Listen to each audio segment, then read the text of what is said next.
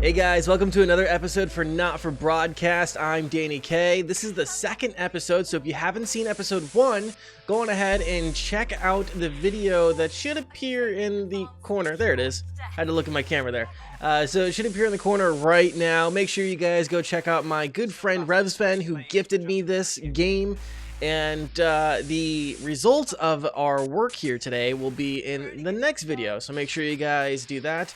Do all the like, subscribe, comment stuff down below, and let's just jump into the game, huh? In unexpected form, you arrive at home to find a post on the mat, most being nothing more than the usual junk mail. One letter, however, catches your eye. The team wants to know you. Curiosity gets the better of you, and you open it. It's a form from the new advanced government asking for the information on all citizens. The first page is filled in already. Your name, Alex Winston. Your spouse, Sam Winston. Your children, Charles Winston, 14, and Susie Winston, 19. Well, you muse, at least you got the basics right. The rest of the questions are left for you to complete. They appear to be mandatory. Question 1. Upon starting a new job, you would be friendly and introduce yourself to your new coworkers. Be productive and get to work immediately. Ease yourself in and orientate yourself with your new workplace. Reminisce with friends about old jobs. I'm gonna say be friendly and introduce yourself to new coworkers. Question 2. A colleague in a different department has confided in you that they've been taking home confidential information. Now, a file of minor importance has gone missing. You would help your colleague cover up this violation, recommend that your colleague reports it, promise your colleague that you won't tell anyone, report the violation to your supervisor immediately. I would recommend that they report it. Just a recommendation. An entire department was fired today for consistent underperformance. Your boss has put in place new targets that are significantly higher than the previous ones. You would leave work on time, stay late to ensure you hit the deadline, leave work early and head to the pub to chat about the changes with colleagues, leave work early and head home to see your family. Well, it depends. Am I salary? Am I salary non-exempt? Because if I'm salary non-exempt, I'm staying late. It's got to get done, right? But if I'm salary exempt, you know, maybe I'll just leave work on time.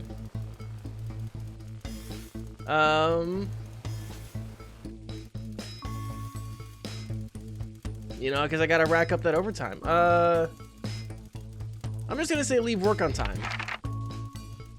Question 4. It's the annual company barbecue, and you and your family have been invited. You are looking forward to enjoying a nice day out with your friends and family, are washing your hair that day, go if you're free but wouldn't mind missing it, have been practicing with your coworkers and think you'll win the talent contest this year. Go if you're free but wouldn't mind missing it. Question 5. You've had a long, successful career and now are about to retire. In your speech, you list your achievements and all good memories you have working there. Give an honest review of the pros and cons of the company. Focus on issues and challenges you face while working there. Refuse to attend. I'm retiring. Why the hell would I give a speech? In your spare time, you like to relax alone, doing things like listening to music or making models. Attend political rallies and stand up for what you believe in.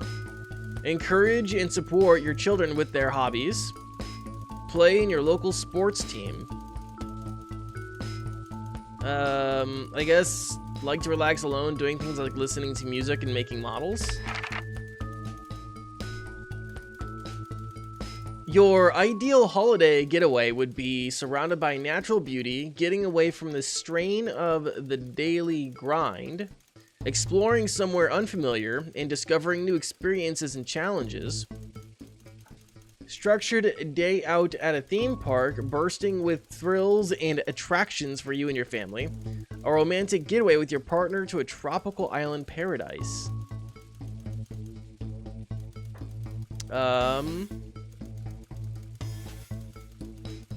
Sure. It is most important that the government keeps people safe, free, happy, or equal. Free. Thank you for your cooperation. Advance knows your time is valuable and we appreciate your help in leading the nation to a brighter future. Sign your name. Okay.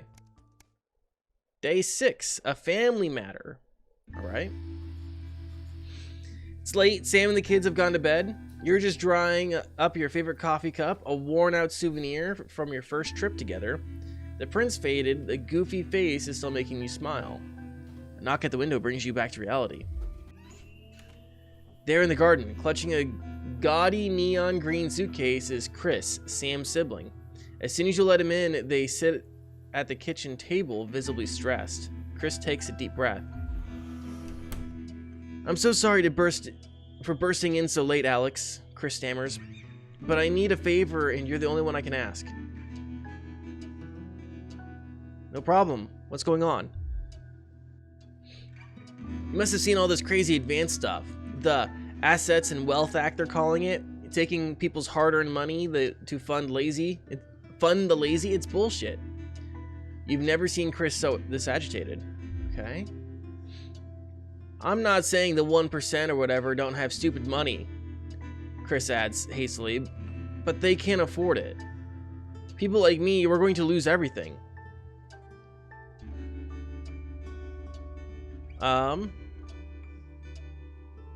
That's awful, but I'm not sure how I can help. You were always the well-off one in the family. They're going to take everything, Alex. Everything I've spent my life building. I can't let that happen. I need a favor. Chris's eyes find the floor tiles. I need to borrow your passport.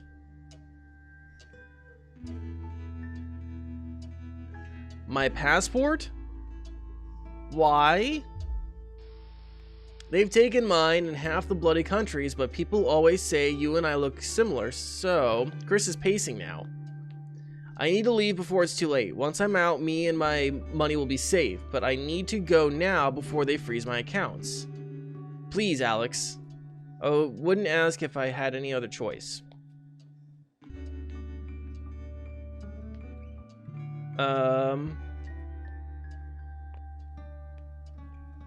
Oh man, I don't know which one to choose.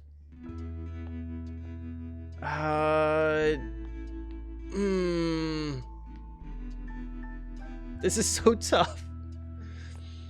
I guess, okay. It's upstairs in the safe. Let me get it and you can take it. You climb the stairs to your bedroom, careful not to wake Sam, who is cocooned in the duvet as usual. You open the wardrobe, unlock the safe, and retrieve the passport. A sleepy voice breaks the silence. Alex, what's going on?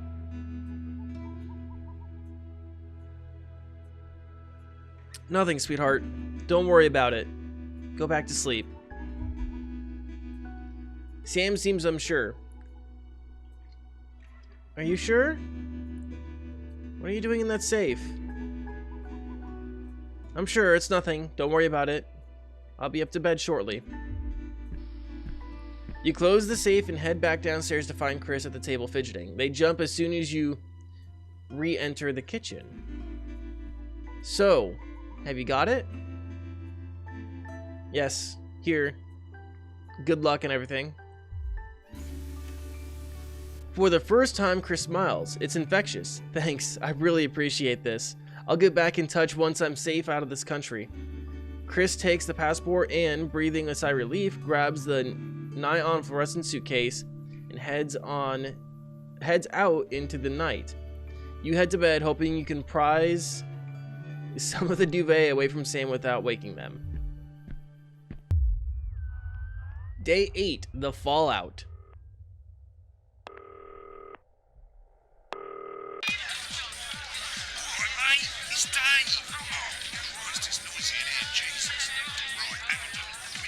Thanks, darling. Yeah, I'll take that one with me. Cheers. Right. Oh, that's better. Let's get set up and get on with it, so I can get back to my guests. First of all, let's get the power on. You need to get at least the bottom 4 plugs on. Okay. Right, let's load up the adverts. You might want to have a bit of a think about it. Your decisions have consequences, don't they?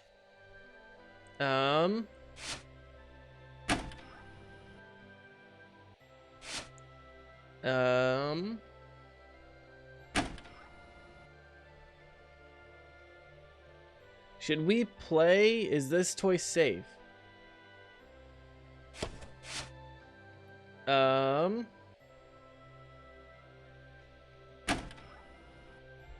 you can see they've finally got the old headline system up and working again, and the vision mixer's already in headline mode because headlines always come at the start. It's really simple, mate. These 2 buttons at the bottom of the vision mixer, you can see they now have A and B on them. And they're to help you pick image A on the left bottom screen here, or image B on the right bottom screen here. Okay. It's really simple. This little clock here will count down the number of seconds you have to make your decision. Provided you make a decision in that time, you're fine. And you can change your mind as much as you want until the clock reaches 0. But if you don't make any decision, you'll be fired before you even get to make another choice. I just want to say one more thing, mate. The pictures you choose to show of these people, well, that's how the public is going to perceive them, and that's going to affect their lives. So, like with the adverts, choose carefully. No, and we're off. Sister's kid. Good luck, mate. If I get time, I'll call you back in the next break. Yeah, I'm coming, darling. One of those. My friend Janet says theirs gets really hot. Is this Janet who thinks dogs have their own secret language? Yeah, the one that mistrusts the moon. 10 seconds, everybody. Not the best source of consumer advice, then. Don't blame me when it explodes. Going in 5, 4, 3. It's time to go over to Jeremy Donaldson for tonight's National Night. Good evening, I'm Jeremy Donaldson. Our main headlines tonight. Destination unknown. At the end of Advance's first full week in office, we ask exactly who's leading this charge. Tonight, I'll be discussing what the new future might hold with a leading economist and radical freethinker. With the country's wealth creators in a state of panic and unfavourable rumblings already heard from overseas, I'll be asking my guests whether Advance can deliver on even a fraction of their manifesto promises. Out with the old, Rimington's Fist have appointed Sophia Rimington as their new CEO. The following photo, taken from our archive, gives us a sense of this influential young firebrand who, at the tender age of 23, becomes the youngest female CEO in history. Sophia Rimington has always impressed. She was top of her class at university and graduated with the highest honours, immediately being asked back to lecture. The markets have responded favourably to Sophia's appointment, with stocks rising 30 points in light of the announcement. In her first press conference this afternoon, Sophia announced a children's toy named Mr. Snugglehearts. Sophia promises it'll be all the rage this Christmas, but concerns have been raised about the product's safety. Making a splash. Intrepid scientist Dr. David Wong and marine biologist Ingrid Swansborg. I just keep selecting A because they seem to be the best photos. To explore Dante's taint. The recently discovered cave system was previously thought unreachable, but thanks to a new breakthrough in underwater flower technology, the pair hope to successfully reach the imposing central cavern and the undiscovered plant species it contains. This is, of course, only the latest in a series of successful expeditions for this unlikely pairing. In a joint statement about the dangers their team might face, the pair stated, "We will face the plentiful challenges together like we always have." Playing the field, rumours abound as sporting legend Johnny Hamsleeves is snapped leaving Bush, one of the capital's hottest clubs. The footballer was caught while out celebrating being named Sports Personality of the Year last week, as reported by this very programme. Johnny is seen here with socialite and performance artist Tiffany Lamore, whose recent show, Snatched Inside My Snatch, has kept her firmly in the public eye. Could romance be on the cards for these two budding A-listers? And grievous bodily charm. With Advance promising a radical new position on crime, how afraid should we actually be? I'll be going live around the country to talk with people who've seen the criminal justice system from every perspective. With more and more powers passing to the police, and less oversight. Are we using an Advance-shaped sledgehammer to crack a nut? All that and mega more with a group of young actors already experiencing the positive side of the new Assets and Wealth Act firsthand. They'll be talking and performing later. Gotta That's all coming pay up on attention to tonight's the- National Nightly News. Welcome back, everybody. Can we get the guessing? Whoops. I done goofed up there a little bit. Da, da, da.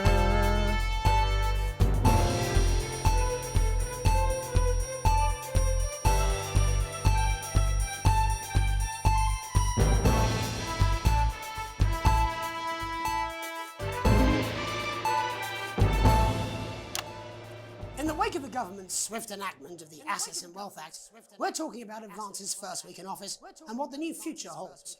Joining me are Katie Brightman, a leading economist, and Alan James, author of Alan James is Right, The Free Man's Guide to Waking Up. Alan, the government certainly haven't dragged their heels on delivering some of the legislation they promised. But what does the Wealth Act mean for us? Nothing, Jeremy. We're still vassal slaves, we're just in prettier cages. A confident dismissal there.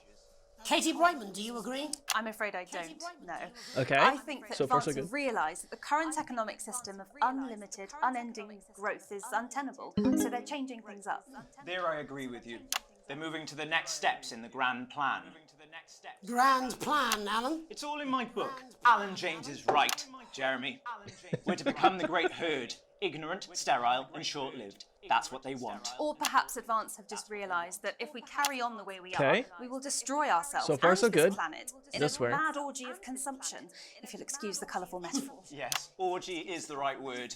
Only it'll be the overlords having an orgy on our poor broken backs. It's all in my book. Alan James is... Shamelessly self-promoting.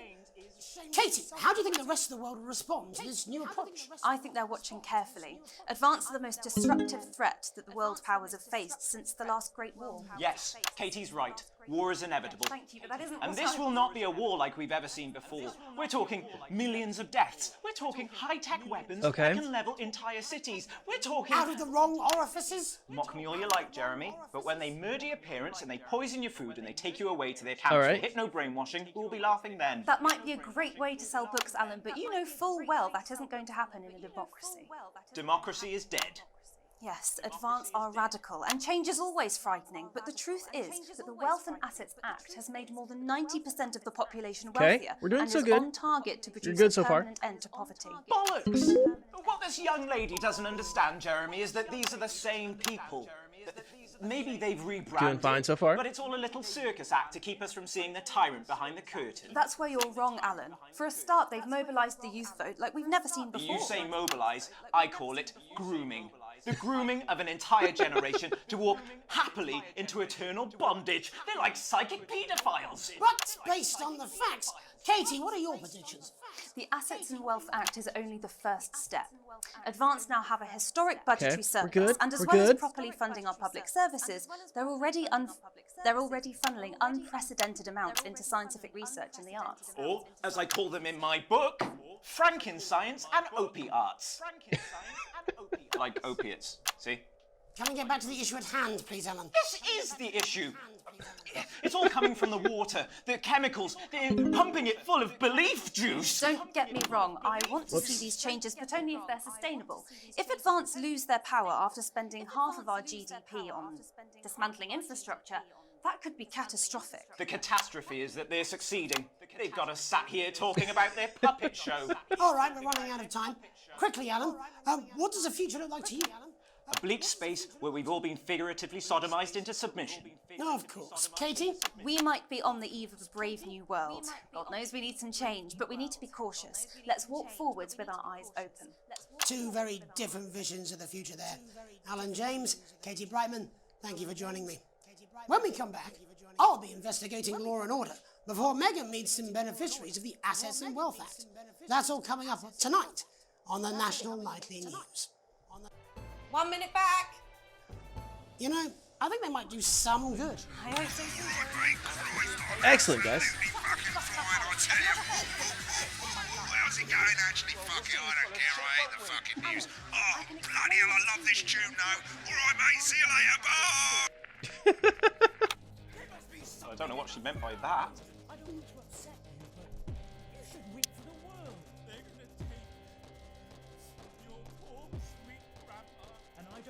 Okay. I'm just saying we'll do what I can. Bullshit, you will. She's good. You know she is. Set up a word in, that's all I can do. 10 seconds, everybody. Okay. If that's 5, scarce, I'll just- 4, 4, 3. Welcome back. In our second segment, we're going to be taking a deep dive into the state of law and order in our country. Advance have already tasked what they are calling a solutions team to move this serious social problem to the top of the list. Okay. Tonight, we go behind the headlines to meet the people who live with the criminal justice system every day of their lives. Okay. First up, we have Gregory Judge, a lawyer who sees the problems close up on the front line. Can you hear me, Gregory? Yes, I've got you, Jeremy. Thanks for having me. What's it like on the front line of the hard face of the cold hand of justice? Well, as you can imagine, Jeremy, we are massively understaffed in this country. We're working every hour we can just to try and cope with the caseloads on our desks. Which must affect the quality of support you can offer. Well, we can barely keep up with demand, Jeremy. There just simply isn't enough being done at a systemic level to relieve the problem. We need more support from ministers. We need change at a structural level, I'm Jeremy. leaving, Greg. Not a good time, darling. It never is it? I'll be at my mother's. Just hang on. No, the problem isn't a local one, Jeremy. It's nationwide. Just give me 5 minutes. I'm talking to Jeremy Donaldson. Oh, have you mentioned your affairs? No. Oh, have you mentioned your affairs? Well, the affairs of the Justice Department that we should be concerned about.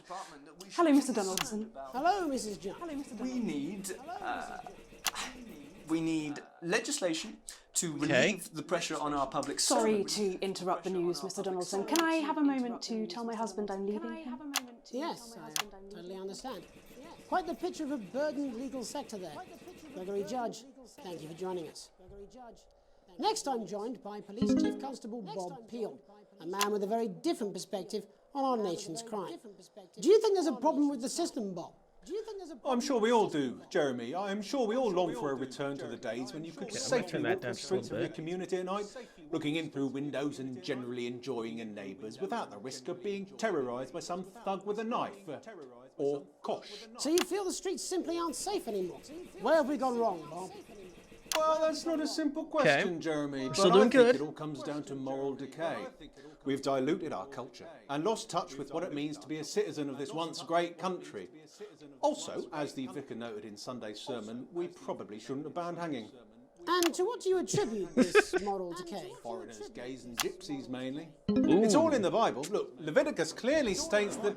Oh, bugger, hang on a moment. Jeremy, bloody gimps escaped.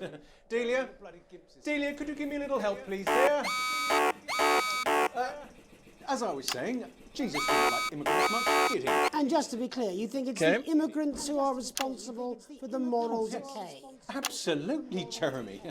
Back in your box, Clive. Back in your box. Delia, I really could use a little help with this. I'm sorry, darling. I was spaying the badgers. Yes, I'm talking to Jeremy Donaldson. Clive, could you put him back in his box? Clive, you know it's Wednesday. You go back in your dim space. And whose responsibility is it to make a change, Bob? It is certainly not the responsibility of the decent, good, white people of this... Where's the padlock? Oh my goodness.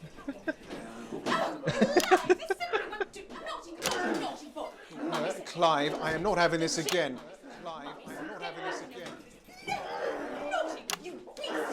As I was saying, Jeremy, moral decay. Crime is the responsibility of the criminal, no one else. Look, everyone has a sob story, but we don't all end up as barbarians, do we? Look, when our daughter Alice comes home with an A-, does she go on a killing spree? No, she takes 3 of her pills and hides under the stairs like a normal child. Thank you, Bob. Bob Peel there, really locking down the police's position on morality for us. And finally tonight, hopefully uninterrupted, it's time to get to the heart of the matter. After serving 3 years for aggravated assault, burglary, and menacing a swap. He's agreed to talk to us today, which is also, I believe, his birthday. Many happy returns, Tony. Cheers, Jez.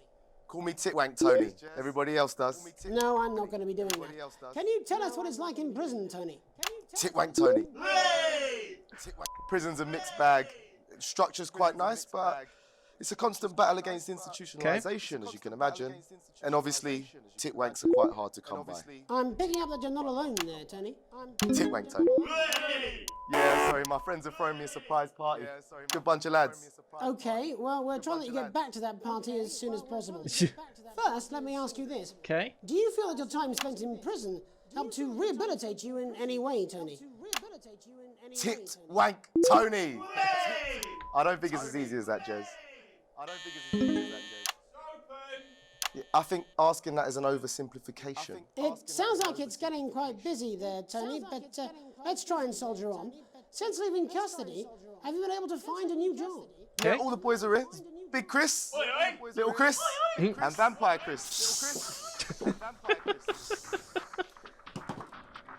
one's, yeah? One sec, love. Titwank Tony's on the news. One sec, love. Rehabilitation's difficult with the current system, Jez. Oops. It's just not set up for it, you know? It's inherently unjust. So, do you feel tempted to... I'm sorry, who's this now? You are joking. Chrissy Free Bollocks has only got Mr. Fancy, oh. What now, fellas? I'm on the news. It seems like we've caught you at a bad time. Oh my goodness. It's getting a bit busy here. Yeah, it's a little bit busy. Seem to be losing the signal here, Tony. Fucking way, Las Bolitas! Well, we're just trying to get that signal back. I think we... Yes? Tony? Tony, I mean, we were literally away for 2 seconds. How has this happened, Tony? Can you hear me? Well, we seem to have lost our train of thought there, Ricky. Hopefully you, the viewer at home, have managed to gain a broader understanding of the serious and complex issues around law and order. After the break, Megan will be live with some plucky young thespians. Don't go away. We'll be back after these messages. Whoops. I fired that too early. Whoops. Mate, I ain't got long and I'm quite drunk. It's been a great night. In this next section, there's a bit of music. If you edit in time with the music, you can see the result on the Vision mixer, and the public will love that. Don't worry if you don't know, you won't get punished for it or nothing. Just try and stay in the groove. Also, one last tip: when the music starts, turn down the broadcast volume. Right, enjoy the music bit. God, I love music. God, I'm so pissed. I think I might go and throw up in a bit.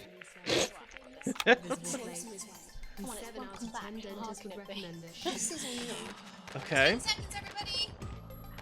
Okay. Open on Megan. Camera 2. Going in 5, 4, 3.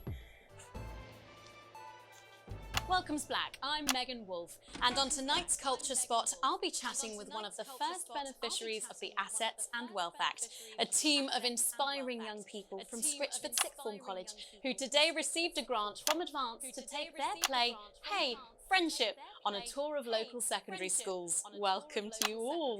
Well, let's start with you two, Harriet and Charlotte Winstanley-Hamilton. Girls, you must be thrilled. Okay. We are, Megan. We're overwhelmed, to be honest. And I believe you two are sisters, is that right? Yes, Charlotte's my oldest. I'm the older, more popular one. Harriet and Trey were really the ones who came up with the whole idea. So, Harry and I were shooting the breeze in the cafeteria, and I said, hey, let's actually do something. So I went to look for a drama teacher. But she'd been laid off due to budget cuts.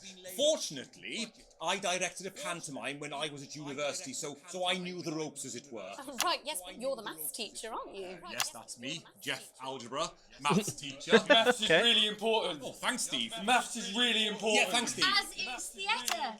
It's one of the oldest art forms in history. Aristotle believed. I just think that when we travel around all these problem schools and the poor kids see us, they say, hey, I really want to be like those attractive kids. And that's a very beautiful and powerful thing. We touch our audiences and they touch us right back.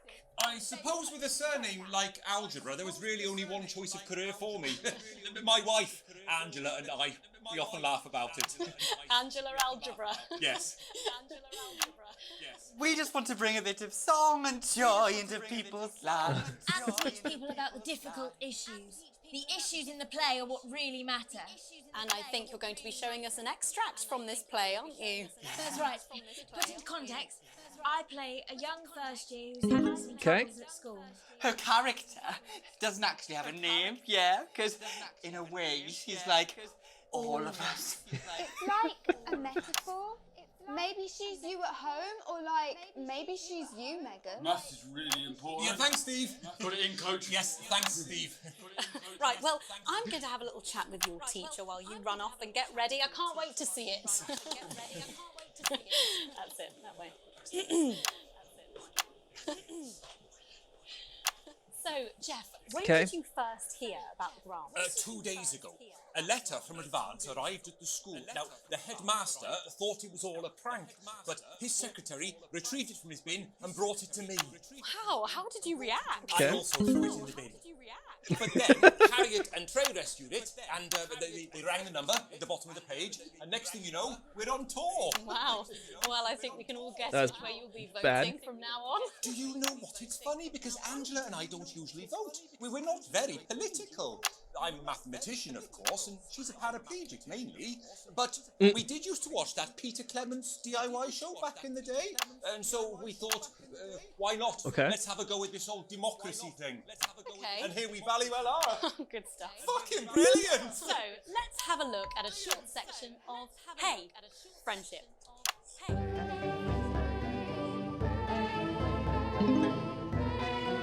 Okay.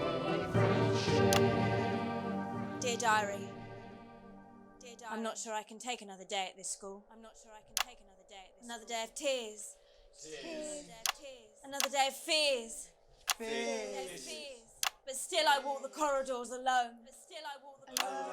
Dreading what might be around every corner. What's around the corner? What's around the corner? What's around the corner? Oh, okay. Hi, Gary. Oh, heavens no! It's Gary the Fist! Gary the Fist!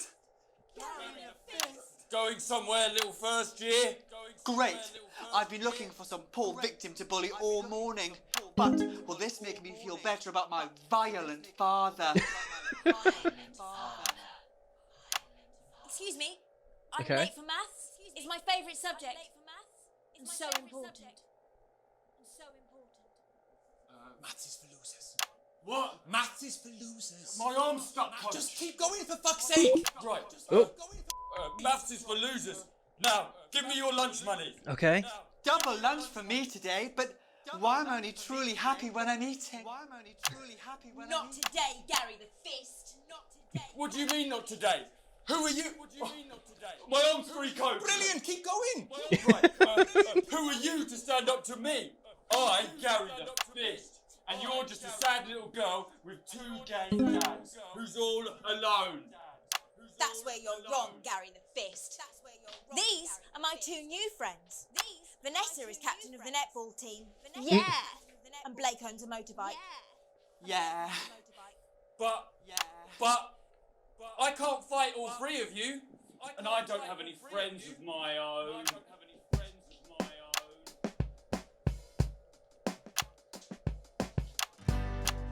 I guess that one. Take a look at me. Take a little look at my face. Oh my goodness. I could be you. She could be you. And you could be me. Or you could be me. Life can be peachy keen. Okay. If you work as a team.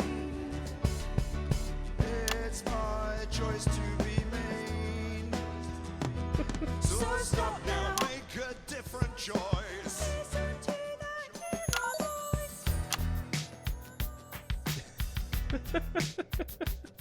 Hey, listen up, I won't take no crap. Who said middle class girls can't rap? I ain't afraid of your crew laps. I'm a mother loving rebel, but I still love maths.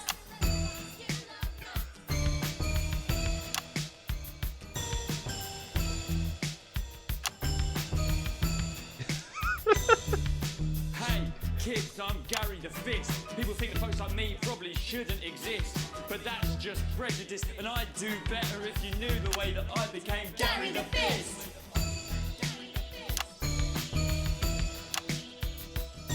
I grew up on a council estate. The park was hip, but the flats weren't great.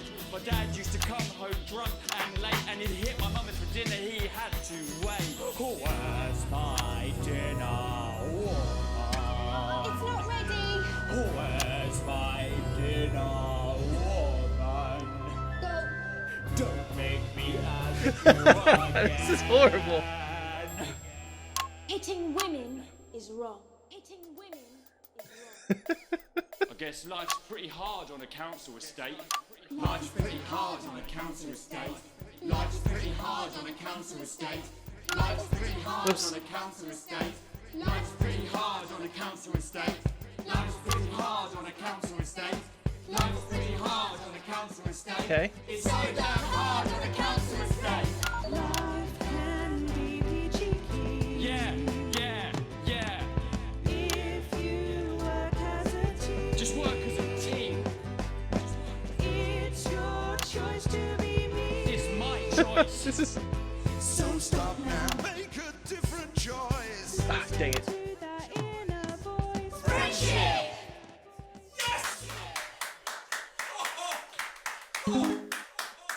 That was beautiful. Well, thankfully that's all we have time for tonight on the National Nightly News. Join us tomorrow night for all the headlines from across the country. My name's Jeremy Donaldson. Have a peaceful night. And we're out. There we go. What the literal fuck was that? I believe that was art. I believe I've got a 14-inch cock, but doesn't make it so. I have a similar belief about an adequate wheelchair. Oh, someone please get these twats out of my studio. I forgot to record this in the last one, but here's my